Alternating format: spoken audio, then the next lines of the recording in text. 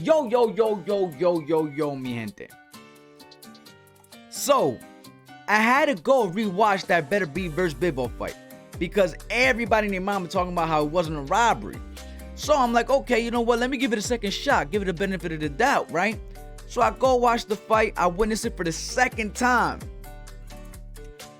And y'all know I have no problem admitting when I'm wrong, man. And I'm not going to hold you. I'm not going to lie. I have to admit. I got to admit. And I got to come forward. Bivol still won that shit. Y'all can't tell me nothing. I don't care what y'all say. Bivol won that fair and square. But you want to hear something even more interesting? That I have another fighter that will knock out Beterbiev. And that fighter goes by the name of Canelo Alvarez. Toma, huepa, tacho. VIC SZN Pa' que sepa, puñeta. You already know what's up. If you're new to this channel, this is where I like to cover the most latest, greatest, and exciting fight news. I also elaborate my personal thoughts and perspective. I also allow you guys to express yourself in the comment section so we could further elaborate on this topic. If this is the type of content you're into, smash that like button for your portal rock and show some love. You already know what's up. Subscribe to all that good stuff here, just so you could get a little view on exactly how to do that right here. You know what I'm saying?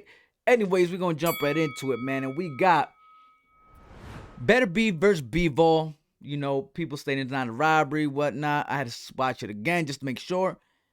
And, you know, I had to confirm that Bivol did indeed win that fight. And there's a few things I want to say about that before I move on to talking about Canelo knocking out Beterbiev, right? So let's get right to it. We got Beterbiev versus Bivol. First of all, when I'm watching this fight, I'm looking at how are both of these fighters coming into this and how they approaching this fight, right? I understand the aggressor position. I understand, you know, the moving forward, trying to, you know, walk down your opponent. Walking down a fighter can only happen if your opponent is not utilizing footwork to avoid these, you know, exchanges and utilizing the sweet science to get the job done so he can land his, right? So if someone is stepping forward and we got a sidestep by Bivol, you know what I'm saying? We got an angles change. That don't mean that Beterbiev is walking down Bivol. Let's make that clear, right? Now, there was maybe 1 or 2 times in that fight where Beterbiev comes in and it's just throwing. There's no technique to these punches. I'm not going to say they don't hurt, because obviously we've seen how Bivol's face looked, right? But in the highlights of Bivol's, in Beterbiev's highlights in that fight, the ones you go to is the one where he's just randomly throwing like punches without, really seems to be no fundamental, if you ask me. Has no footwork in it. It's just power punches coming in hella slow, hitting the guard of Bivol, slightly maybe going in the guards on some punches. But those are the highlights that people like to utilize against Bivol when they saying that Beterbiev won the fight. But if you go back to those, I'm not going to pull it up because, you know, YouTube been on my case. I got a lot of haters. So we're going to do this organically, like without using nobody's ish. You know what I'm saying? We're going to do this and I'm going to pay a mind movie for y'all, right? But I seen the one part in the 11th round where we had Beterbiev just step in, and they're giving the round to Beterbiev, and it seems like they're counting the points on the copy box numbers with all the punches that are hitting the guard of Bivol. So that makes me think, okay, so I can't even judge this according to the copy box numbers, right? But then when you actually look at the fight and you witness this yourself, you start to see, like, how can I really appreciate Beterbiev's performance and victory over Bivol when the person that was more sharper, that was more of the boxer, that was even the aggressor in some of those exchanges was Bivol? So how can I choose Beterbiev over Bivol in this situation? When Bivol was walking down Beterbiev, Bivol wasn't doing it in a way where he threw his fundamentals out the window. You know what I'm saying? He used this still, using angles, jab, uppercut, body, up top, boom. You know what I'm saying? Beterbiev is just walking, literally trying to walk him down. However, as mentioned earlier, Bivol was using technical skills to avoid those punches, to block those punches, to counter those punches. Now, had Bivol been hurt against the ropes, just taking those punches and just walking backwards, taking punches and punishment, then I would say, okay, that could be considered walking through Bivol, right? But he wasn't doing that. Bivol was blocking, hands up the whole time, moving angles. There was probably one time, like I say, he was stepping backwards, but Beterbiev didn't take the full advantage of trying to close the show. I don't remember one time where you could say Bivol was clearly hurt. You could say he was hurt because of maybe how he reacted. Maybe he was just staying still, taking punches. But usually how we determine a fighter being hurt, where it's confirmed, where we can notice it, is where what happens? You see the noodle legs, right? You see the wobbly noodle legs and trying to keep the balance. We didn't see that at all from Bivol. So people saying that he was hurt is like a reach, because there was no, you could probably sense that he was retreating some exchanges. It's boxing. But to say he was hurt is like saying that he was retreating and just threw all his fundamentals out the windows. No, he still knew how to put his hands up. He still blocked punches. He wasn't like doom, and then just like running backwards, getting hit. So that's my thing. Compare both of their performances against each other, and then you'll start to get a better understanding of why I truly believe Bivol won that fight hands down. Moving on, though, now that Beterbiev is the undisputed title what? Now that he has the undisputed title, excuse me, you know, they are protesting the camp of Bivol. I don't think Bivol himself, he seems to be taking this loss very well. However, his manager, I believe, is trying to take it to legal action and seeing how they could somehow maybe get that loss removed, or possibly get the judge fired, or something along those lines, to receive some type of judges for that type of score that they had. You know what I'm saying? One of the judges had Bivol winning like 4 more rounds. Then it was diabolical, right? Now, we're going to get to the part about Beterbiev and who I believe could knock him out that you guys probably didn't see coming. And maybe a lot of yous did. But he goes by the name of Canelo Alvarez. Now, obviously, we know that. You know what? Let's give a round of applause for Canelo Alvarez. And this is why I believe Canelo Alvarez will knock out Beterbiev, right? We have to be honest here. And you're only as good as your last performance. Okay, Beterbiev won the fight, but now we're looking at how he won the fight. Canelo Alvarez, styles make fights, and the way Canelo Alvarez fights, it's like Beterbiev is tailor-made for someone like Canelo Alvarez, right? Remember, Beterbiev, according to Bivol, Beterbiev's the type to come in, not load up on all punches, but kind of measure out the power for the punches to last longer within maybe a combination of punches. So instead of throwing 100% with one punch, he'll split it up and maybe have like 25% for 4 punches. You know what I'm saying?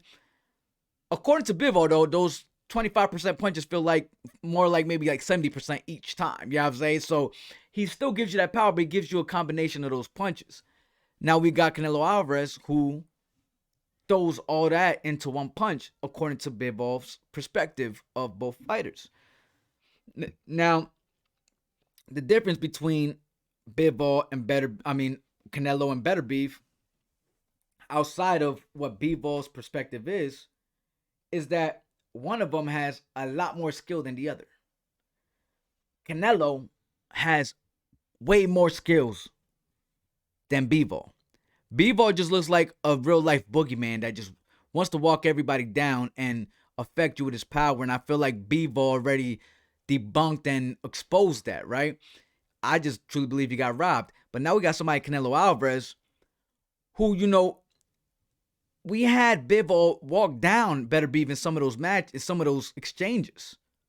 And even have him walking backwards, like getting really walked down. If you notice, in one of those rounds where Beterbiev was getting excited to get Bivol out of there, and he wasn't really getting much success, there was still about 5 seconds left that Beterbiev decided to backtrack and backpedal. You know what I'm saying? Getting walked down for like the last 5-3 seconds. Regardless of what it was, if you really wanted that victory and continue walking him down, he would have kept doing so. However, there's a certain amount of power that Bivol does possess that made Beterbiev retreat in some of those exchanges. Now we're talking about Canelo Alvarez, who will make you retreat without you even... He'll make you retreat by you waking up looking at stars. You know what I'm saying? Now, we get it. Canelo hasn't had a knockout in a little bit, right?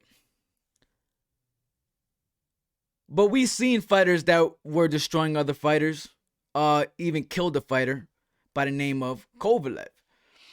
Now, I think Kovalev and Beterbiev, we can all agree, are two different type of beasts, with Beterbiev being much more destructive at this moment of time. But at that time, Kovalev was pretty scary, and the only person to convincingly beat him was Andre Ward in the part 2. The part 1 was pretty close, but the part 2 he won by a finish. Some people may argue it was a lot of low blows, but to say the least, it was more or less Andre Ward that gave him that finish. However, the way Canelo did it was much more devastating fashion, right? If Canelo could land one of those on Beterbiev, while we already know that Beterbiev was on the back pedal for some of those exchanges with Bivol, imagine when he gets rocked by Canelo and Canelo having more of that killing instinct. You know what I'm saying? If we could see that old Canelo back where he fought Kovalev up at 175, then I'm sure that this would be a scary match for someone like Beterbiev. And I hope that Beterbiev and Canelo, I hope that Canelo's considering this matchup, because it would be a great way for him to get the rematch with Bivol after defeating Beterbiev and saying, listen, now I'm the undisputed, I want to give you a shot. That's some G right there. If you ask me how I believe all of this is going to play out, though, is Beterbiev is 39 years old. So the reality is he might have 1-2 fights left. He might be retiring as we speak, as I'm making this video. There might not even be no rematch, no nothing. He might just say, but my prediction is that Beterbiev will vacate the titles, the undisputed titles, right? Because after he vacates these undisputed titles, so much more excitement and opportunity comes within that division that we could fix up, that they could, the boxing politics could put their hands in and fix up, right? We got the David Morrell versus David Benavidez fight coming up. We could take those belts, maybe have 1 or 2 to add on to that match for a title fight. You know what I'm saying? We still got Canelo that wants to get in the picture with Bivol. That could be another fight right there. Boom. Let's add the other 2 titles for their match, right? They get, for some reason, Canelo does beat Bivol. Benavidez beats Morrell. We got one of the biggest fights in the boxing century with David Benavidez versus Canelo Alvarez. You know what I'm saying? However it go, it don't even have to go that way, but a big fight will come out of that if my prediction is right about Beterbiev, vacating the titles and retiring. So that's my take on it. Hold up. I did a little slow. I don't know if you peeped. I was like, damn, I didn't do it on time. We gotta do that again. You already know what's up, baby. Hey, man. This is the universal favorite of fight fans from all nations. Thank you for tuning in to VIC SZN Sports, the #1 source for combat news and creations. Toma, huepa, chacho, pa que sepa, puñeta. Thank you guys for tuning in for as long as you have already. I truly appreciate your viewership. Make sure to comment below. Let me know your thoughts. I'm interested in hearing what you guys have to say. Now, whether you agree or not, I would like to, hear you guys say this in a way where it doesn't come as insulting, because then I just won't respond, because we're just going to get nowhere. But if you feel like you can enlighten me, go ahead and say something. Maybe you could open my mind up to something. We'll see. I can't be for sure. I will, you know what I'm saying, entertain some shit. You know what I'm saying? I'll battle you for a second if I feel like I'm right. But I'll definitely consider your point of view, your perspective, or whatever facts you believe you have. Moving on, though, Make sure to smash that like button, subscribe to your boy. Don't forget to click the notification bell so you can be notified for each joint that I drop. You know, if you feel like donating, I truly appreciate it. That helps us grow, you know, in many ways, very impactful ways, very effective ways. And we truly appreciate it. Not just me, but as a family. If y'all know I got mad kids, but I'm about to have merch. I got mad kids, but I'll mess with y'all. I'll be bugging out. But if y'all want to donate, man, especially towards the Banco Cafe podcast we got going on to help contribute towards the pan and the cafe, whatnot, I truly appreciate it. That means a lot. Go ahead and donate, and I'll make sure to shout you out in the following video. Besides that, I thank you guys so much. You already know what's up. I'll be here when you come back, cuz... VIC SZN got that flavor. Toma!